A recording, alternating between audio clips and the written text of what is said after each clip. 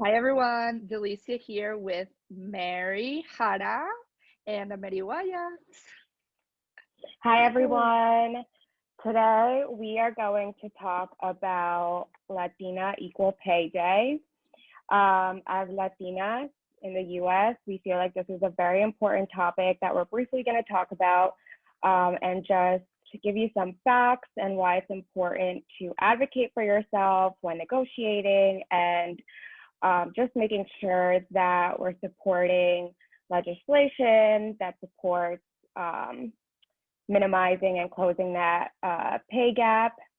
And so we're going to get started today. Delicia, you can go ahead and start.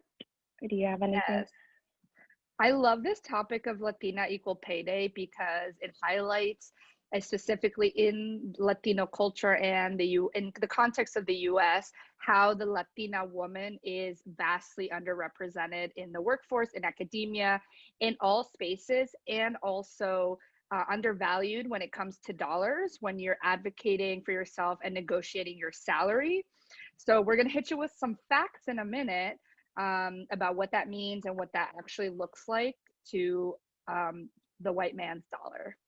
Yes. And also, before I get into the facts, we're just going to also talk a little bit about our experiences as Latino women in the workforce now. I've been in the workforce for out of college for 7 years now. I started working at a young age when I was in high school, but we're going to talk about post college and just talk about our experience with that. So we're going to start with the facts.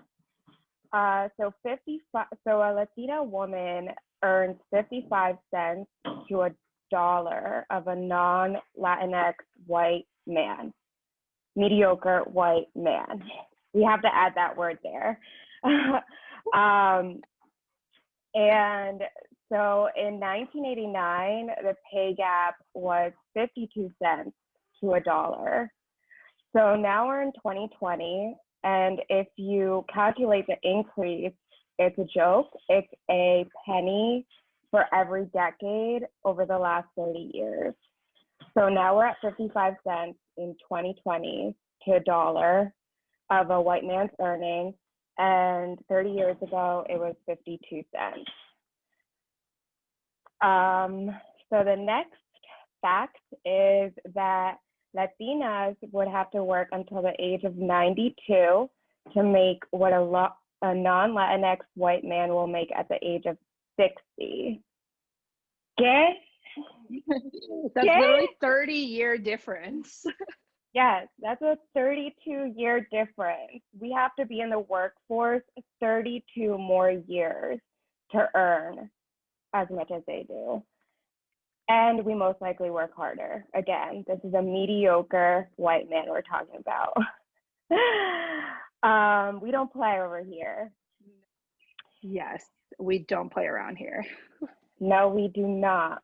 And then in a shorter amount of time, we have to work 22 months, so almost 2 years, to make what a white non-Latinx man makes in a year.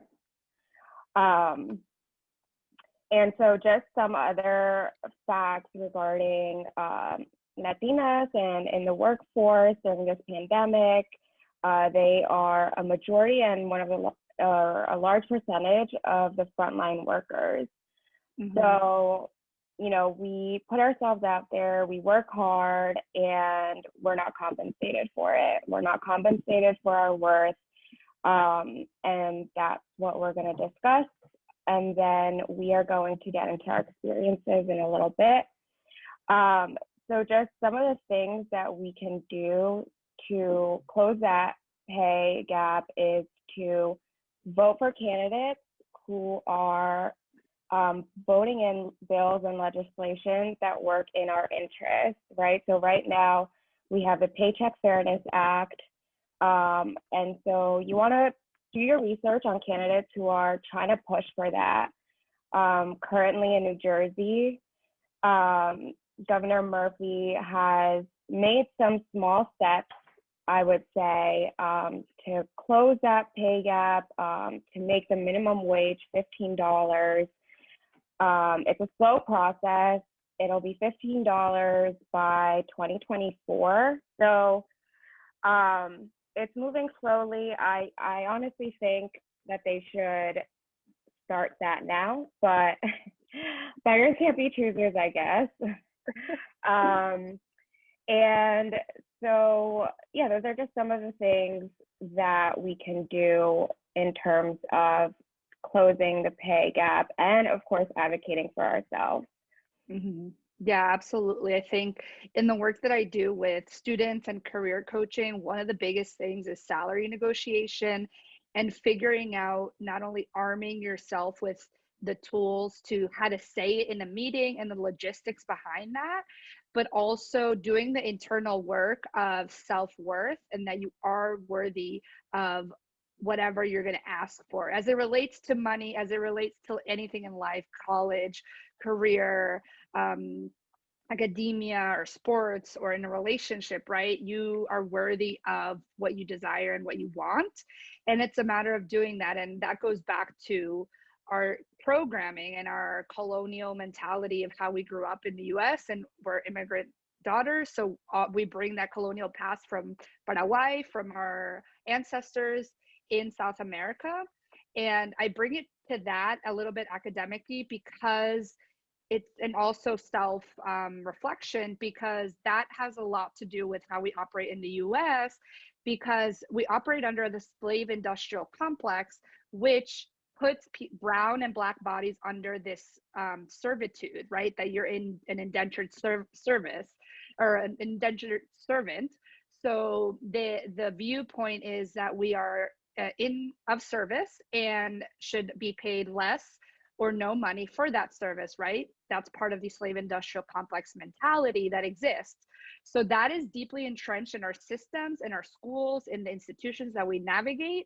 And we need to dismantle that, but also do our internal self-worth work to ask for it and not be afraid to ask for it, and that we deserve to be in these spaces.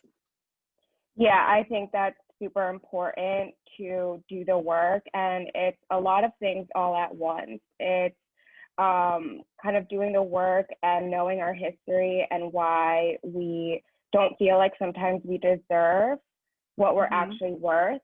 And so AOC actually, I'm just going to read a quote real quick because it relates to Alicia, what you just said, and then we'll talk on that as well. So she says, "It is time that we pay people what they are worth and not how little they are desperate enough to accept," right? So that's all in that mentality that Alicia just talked about. You know, it's almost as if we have to be grateful, like to accept a position, and sometimes we don't ask for what we're worth. And over the years, that's something that I personally have learned to advocate for myself and gain the confidence to stand up to, you know, those who are not paying me what I deserve. I still don't think I'm getting paid what I deserve, but that's a whole other discussion. I'm not going to get into that either right now. But yeah, just for those of you who are currently in school or are looking to join the workforce, just know your worth and go into it. It's scary, but you have to be able to go in and ask for what you're worth. And you'd be surprised. The only thing they can say is no. And then you move along and find an opportunity and a space where someone will know your worth and give you that opportunity to shine and all that good stuff. So like I said, I've been in the workforce for 7 years in HR. So, and Alicia is in education, and she does a lot of work with career coaching and everything. So if you are a Gen Z person and are looking to get into the workforce, graduating college, reach out to us.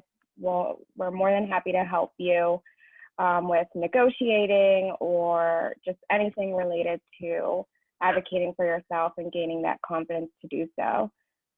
So we're still doing the work. I have my hype team behind me, honestly, and if it wasn't for them, giving me that push, would I be where I am today? Probably not. So it's important to have that support system as well. It's not easy. It's really not easy, but we have to do it. Yeah, I think the hype community is what you need, especially when you are BIPOC or identifying a woman of color, Latina, Latinx, mujerista, whatever you want to identify as, Paraguayan American, Paraguaya. You have to find your community, build that community, your chosen family to really uplift you. In addition, if you have supports within your actual immediate family or extended family. So finding that network, that community, I hope Ameriguayas can serve as that community to build you up, to support you and hype you up, because we're really dedicated and committed to education and uplifting Latinas, especially Ameriguayas, KUñA, MITΑKUÑA'Is. So we really want to, that's why we're doing these conversations. And so we talked about voting, about voting someone into legislation who's going to support your policies. We talked about doing the internal self-worth, getting your hype community. And I would also like to add research to that, because there are websites that gives you what is the median baseline salary for a position, like Glassdoor.com, Indeed.com, LinkedIn has that, Payscale.com also has that. We'll link everything in the show notes, but do your research. Look at what is the base salary for that job in that area. And then I would say for a Latina woman, probably double that or triple that, or do the research as to how to negotiate for that salary, for that company, for that job title. And if you need more tips and tricks, reach out to us and we'll point you into the right direction. But really quickly, one of the experiences I had early on in my career as well, I've been into the real world workforce 6 years. But I've also worked in high school and not middle school, but like high school. And we've been in the spaces to get paid for some time now. So we do notice these differences in the disparity, even among like our counterparts of Latino men, right? How they're also underpaid too, but also paid more than Latina women. So a gender inequality happening. But one of the first jobs was I taught. So that's actually set, and there's not room for negotiation in teaching because those are brackets given by the state. But in terms of negotiating at a higher education institution, it was one of those situations was like, I'm excited for this job. I want it. I didn't even think about salary negotiation, and I probably should have, because there was $5,000 room to negotiate up for my base salary, which afterwards in conversations with my supervisor, she said that there was room for that negotiation. And on the other hand, it's like, why didn't you negotiate that with me, for me, inside the system? Right? But that's another conversation, right? It's like you have to be on both sides. You have to do the negotiating work. But if you're in HR and you're a hiring manager, or you're in a company in a position of power, it's also your work and your job and your due diligence for your community to advocate for us too, right? So like if I were in a director role and I had hiring power, I would advocate for that person and advocate for that salary for them, right? And then when I was on the hiring side in higher education, right, I did my best to advocate and bring people in that normally would not have been brought in, right? So it's a two-way kind of thing. But like we said, it's internal work, but also we have to figure out and support what's happening on the outside with legislation and companies also changing their value system. Yeah, that you bring up a good point with data and research. As an HR professional, I am on both sides, so I understand both. And even though outside of my role, I have my own work that I obviously have to do, but in my role, I will make sure that you know your worth. And like Delicia said, research is important to know the industry standard of whatever position that you're looking into. And let me tell you, they have room for negotiation. They have the budget. They're not telling you. And sometimes I will also say it's part of the interview process. are you going to negotiate with them? Are you going to go that step to sell yourself and tell them how much you want? And sometimes they will not hire you if you don't negotiate. I'm sure it's more so in sales positions, but they are looking for that. HR professionals are looking for that. So like I said, like Valicia said, there is room for that negotiation. They're not going to tell you, they're going to lowball you. That's just how it works, unfortunately. Just being on, you know, that end, and also advocating for everyone, you know, who I've worked with, and their worth. And sometimes it's hard to, but you have to keep pushing and trying to get a fair salary and wage for everyone. So that's a little bit about my background, what I do. So I understand both sides of it as well. And I will say also, just going off what Alicia said about her advisor not telling her or telling you about like that $5,000 gap that you could have asked for. They, like I said, number one, they most likely will not tell you that they have room for that budget. And number two, I think it's like 80% or 60%, somewhere between 60 and 80% of employers will not push for a raise or will not give you a raise. So like, it's up to us to go and ask for that. Like, if you feel like you're doing a lot of work and you're not getting compensated for it, you know, and it's not what the job description said it was, it's a lot more, go in there and ask for more. They're not going to come to you. They're not going to come to you and give you $1 more, $2 more, whatever it is, an hour, whatever it is, because you're doing more work than the job description. Unfortunately, that's how it works in most companies, I would say. So that's where you really gotta go in it for yourself, essentially. Yeah. And I would add to that too, if a company or if you're going into a meeting for asking for that raise and they are really not going to give it to you, try to think of creative ways to ask for other benefits. Like you can negotiate maybe an additional course that you want to take that's going to prepare you for another job, that's going to prepare you for a title change. Maybe ask for supervisory responsibilities, expand your job description, expand your title change, because all of those things are part of negotiation and part of something you can add to your resume. I know the first thing we think about with salary is the baseline number, but within that is also healthcare and 401k and IRA and all those things that become the whole package. But there are certain things that you can also negotiate too within that, maybe extended vacation time. And that really depends on the company, depends on the university. And so that's something to think about as well. Yeah, we have a little visitor. Her name is Anna. Yes, what Alicia said too, you can negotiate not just your base pay, you can negotiate PTO. Just going off that as well, in the process of closing the pay gap is implementing maternity leave, making that mandatory, and then childcare as well. Those are all things pertaining to not just women, but men as well, that could close that pay gap.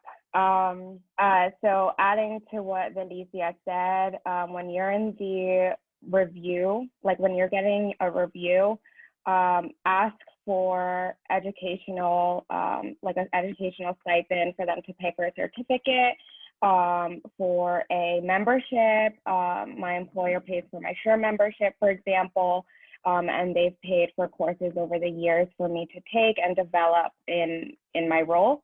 So those are things you can negotiate as well. And be prepared, come prepared. You have to do the research like Alicia said. You have to physically show them the numbers, charts, everything. They want to see it in front of them. And you need to come prepared. You can't just go in and ask for what you think you deserve, because they're not they're not going to understand it, or they're just going to be like, well, everyone asked for that, so why should I pay you? So that little difference of doing the research and pulling samples from Indeed with the same job description and coming in with that range, that makes all the difference. Mhm. Yeah, absolutely. Do your research, do your homework. If you need a hype session, let us know. We'll hype you up. And just know your worth, do the internal work, do the internal reckoning, and we can point you into the direction of that as well. Because you got this. Yes, you got this. We're hardworking, honestly, and it's time for us to get compensated for it. And I would add, as Ameriguayas, we have Garra Guarani. So we bring that out within our ancestry, within our cultural roots.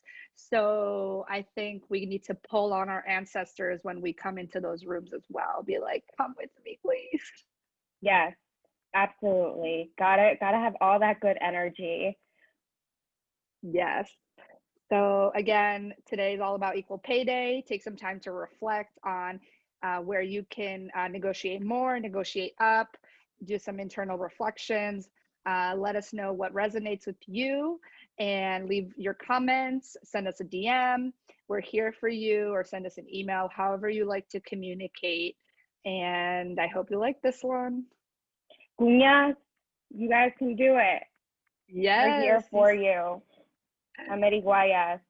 Ameriguayas, Kuña, Garra Guarani. Love it.